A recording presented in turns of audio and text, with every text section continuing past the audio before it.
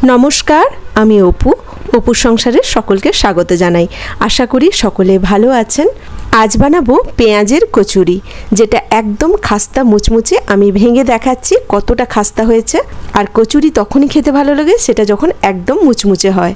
এই রকম খাস্তা কচুরি কিভাবে বাড়িতে বানাবো তার সমস্ত টিপস আমি এই রেসিপির সাথেই বলে দেব। তো চলুন চটপট একবার রেসিপিটা দেখে নিই। আমি একটা বোলের মধ্যে এক বাটি ময়দা নিয়ে নিলাম। এখন ময়দার মধ্যে দিয়ে দিচ্ছি সামান্য একটু লবণ, এক চিমটে জোয়ান হাতে ক্র্যাশ করে দেব, আর দিচ্ছি খানিকটা সাদা তেল। তেলের পরিবর্তে ঘি দিলেও খেতে খুব ভালো হয়, কিন্তু ঘিটা শেষ হয়ে গেছে তাই আমি 2 চামচ সাদা তেল দিলাম। এখন তেল আর জোয়ান নুন এগুলো খুব ভালো করে ময়দার সাথে মাখিয়ে নেব। একসাথে মাখিয়ে এরকম হাতে মুঠো করলে দেখবেন ময়দাটা মুঠোর মধ্যে থেকে যাচ্ছে, তখন বুঝতে হবে যে ময়ানটা খুব ভালো করে দেওয়া হয়ে গেছে।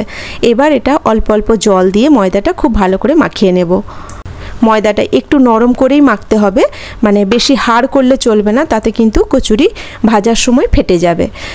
ডোটা মোটামুটি নরম করেই মেখেছি আমি। এখন এটা ঢাকনা দিয়ে কিছুক্ষণ রেস্টে রেখে দেব, কমপক্ষে আধ ঘন্টা রেস্টে রাখতেই হবে। এখন একটা মশলা রেডি করে নেব। তার জন্য প্রথমে দিলাম 1 চামচ জিরে, 1 চামচ মৌরি, এবার দেব 1 চামচ ধনে, আর দিলাম কয়েকটা লবঙ্গ।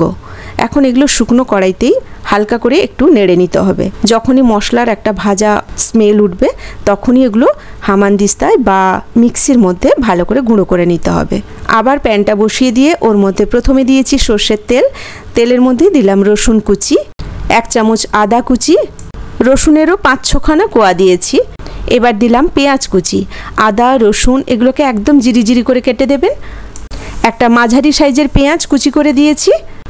পেঁয়াজ রসুনের একটা ভাজা গন্ধ বেরোলে ওর মধ্যে দিয়ে দেব অল্প পরিমাণে লবণ, 1/2 চামচ লঙ্কার গুঁড়ো। লঙ্কার গুঁড়োটা আন্দাজ মতো দেবেন, যেমন ঝাল খাবেন। আর দিলাম হলুদ গুঁড়ো। প্রথমে যে মশলাটা রেডি করে রেখেছিলাম এখন ওই মশলাটাও দিয়ে দিলাম। এবার একসাথে ভালো করে মশলাগুলো একটু ভেজে নিতে হবে।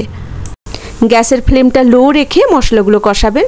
মশলা থেকে খুব সুন্দর যখন একটা গন্ধ বেরোবে তখন ওর মধ্যে দিয়ে দিলাম 1/2 কাপ বেসন।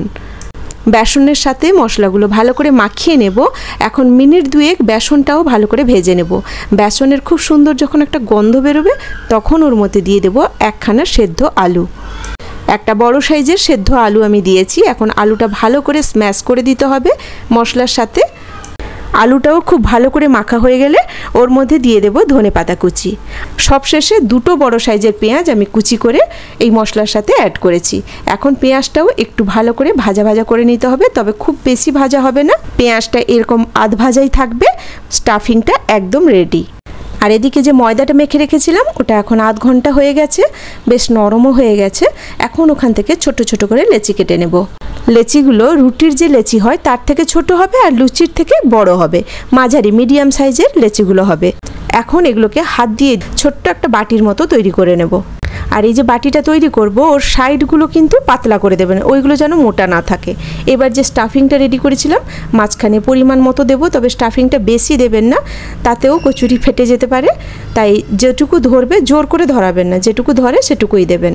তারপরে এইভাবে ঘুরিয়ে মুখটাকে বন্ধ করে নিতে হবে। মুখটাকে এইভাবে মুড়ে নিতে হবে। সবার শেষে মুখটাকে এরকম ধরে একটু পাক দিয়ে মুখটাকে বন্ধ করে দেবেন। মুখটাকে এইভাবে চেপে বন্ধ করে আঙুল দিয়ে সেট করে নিতে হবে। এই যে দাগগুলো আছে ওই দাগগুলো যেন মিলিয়ে যায়। আঙুল দিয়ে চেপে দাগগুলোকে মসৃণ করে দিতে হবে।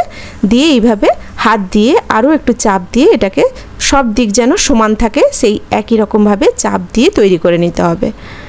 এগুলো লুচির মতো অত পাতলা হবে না, একটু মোটা সাইজেরই হবে। একদম রেডি হয়ে গেছে। এখন এগুলো কড়াইতে আস্তে আস্তে করে ছেড়ে দেব। তবে এই ভাজার সময় খেয়াল রাখবেন তেলটা কিন্তু প্রচণ্ড গরম হবে না, মানে খুব গরম তেলে কিন্তু কচুরিগুলো ছাড়া যাবে না। মোটামুটি হালকা গরমে কচুরিগুলো ছেড়ে দিতে হবে। তারপর ওটা আস্তে আস্তে করে হবে। একটু সময় ধরেই এটা হতে থাকে। যখন ধীরে ধীরে ফুলতে শুরু করবে তখন গ্যাসের ফ্লেমটা মিডিয়ামে আনবেন। তার আগে পর্যন্ত কিন্তু গ্যাসের ফ্লেমটা একটুও বাড়াবেন না। এটা একদম মাথায় রাখবেন, তেল প্রচণ্ড হিট হলে কিন্তু কচুরি একদমই হবে না। এবার ধীরে ধীরে গ্যাসের ফ্লেমটা বাড়িয়ে যখন হয়ে আসবে তখন এরম লালচে হয়ে গেলে তুলে নেবেন। কেমন লাগলো আজকের এই খাস্তা কচুরি রেসিপি? ছোট্ট একটা কমেন্ট করে জানাবেন। আর যদি ভালো লেগে থাকে তাহলে একটা লাইক দিয়ে দেবেন। সকলে ভালো থাকবেন, সুস্থ থাকবেন। কথা হবে আবার পরে ভিডিওতে নতুন কোনো রেসিপি নিয়ে। আজ এখানেই রাখি। নমস্কার।